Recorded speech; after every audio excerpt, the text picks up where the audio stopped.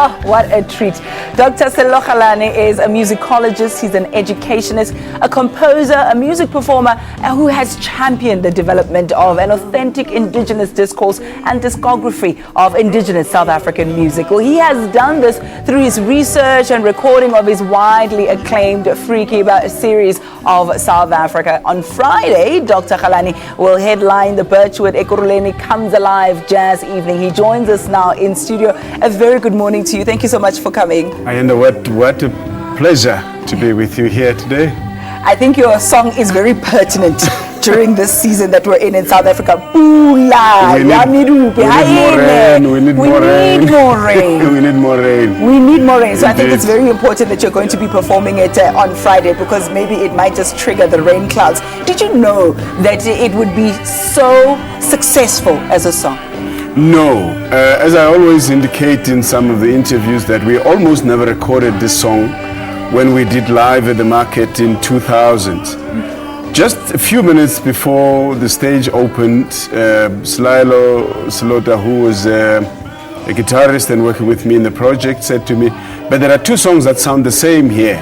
We've got to replace one. And I said, okay, I'm going to take this one of the program and bring which one now? There's a song we rehearsed last on Thursday. What's that song again? What's the song? Pula. Yeah. Bring the song in. Oh my goodness. And then from then on, we recorded it. And when we did the recording, the band had almost forgotten it, and Slilo was the only one who remembered it.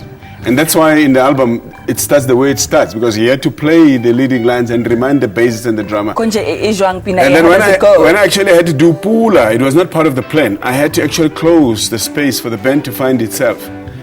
Oh my word. Talk about serendipity.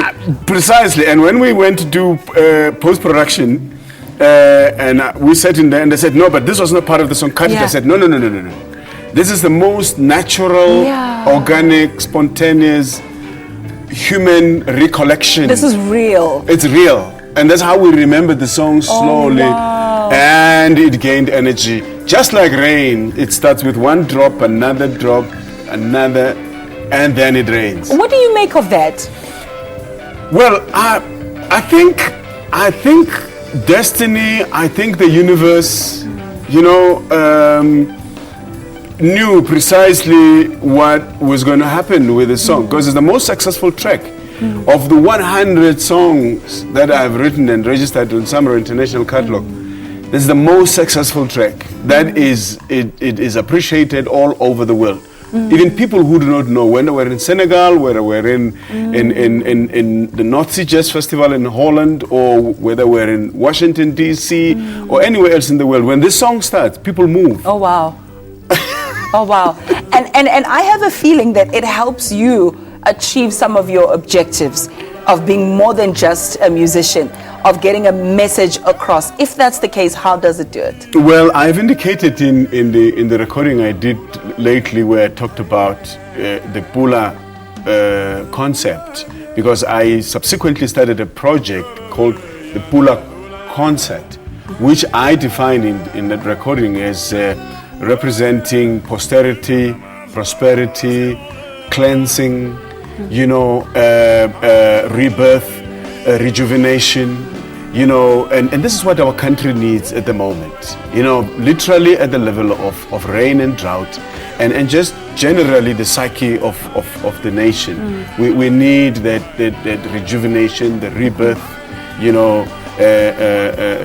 posterity, prosperity. We need all of those. So it's the song plays a great role in that sense, and it gives a sense of hope as well. And you also go out of your way to educate the next coming generation about indigenous music. How are you doing that?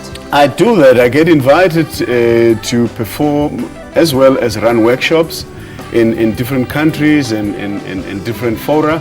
But I always steal a moment during the shows, and somewhere between the songs, and explain what the song is about and how it came about, and what the intention about the song is.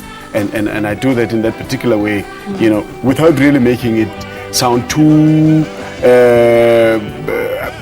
scholarly and academic and in that rudimentary sense. But in a sense that also entertains and educates. It's very important so that the craft doesn't die. But talking about education, please will you school us this morning, because I'm having some of my the technical crew and the team behind the scenes saying, please ask him to tell us about what's on his head. Is there some symbolicism in that? Is there a story behind that? Talk to us. Yeah, a friend of mine and a guitarist in my band, Sydney Stofile, has now dubbed this headgear as the Kiba crown. Yeah, where it comes from, around 1990, talking drums were very difficult to find in South Africa because they were found in East and West Africa. And a friend of mine, when I was at varsity doing honors at the time, he came from Ghana, and I requested that he gets me a talking drum. And in one of the community performances that I was doing, then it busted. Oh no! And then I carried it like this, and I took it home and I put it away for some time, and then I did work in the States, and I saw Nigerians have a very clear identity. When they walk, when they come on stage, you know, Senegalese, very clear. And we did not have, as South Africans, a clear identity. You know, you would either come on as a Zulu, you know, or Xhosa or Pedi, but nothing cross-cutting as distinct as South African, you know, that cuts across. And I couldn't find anything. And when I went back home and I saw what Ringo does and what other people do with their own, you know, physical appearances in terms accessories, of accessories. And incidentally, it was just next to a mirror. And I put it on my head and I said, now this will give me some identity. Yeah. You know, that is unmistakably African, but not particularly tribal. Yeah. And very you. Listen, you could start a trend with that. I see it happening. I really do. But thank you so much for that. And all the best for this Friday, right? We're on Birchwood this Friday. Yes. We're doing a great show there. I'm bringing a full band. And Zahara will open for me, and other acts are coming. Love it. Times and where do we get the tickets, etc. Very, very quickly. The tickets, I think you get in touch with Birchwood, and they're selling tables.